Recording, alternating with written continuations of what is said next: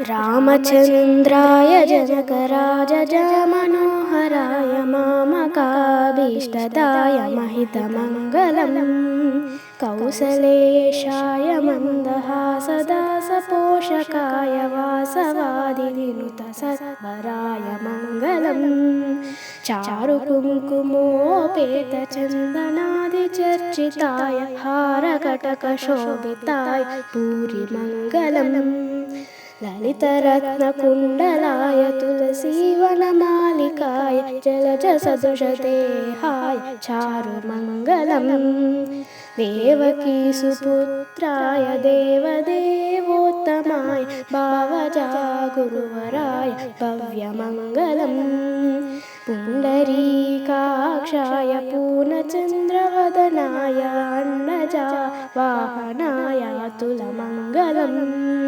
विमलरूपाय विविधवेदान्तवेद्याय सुमुखचित्तकामिताय शुभमङ्गलम् रामदासमुदलहृदयतामरसनिवासाय स्वामिभद्रगिरिवराय दिव्यमङ्गलम् दिव्यमङ्गलम् दिव्यमङ्गलम्।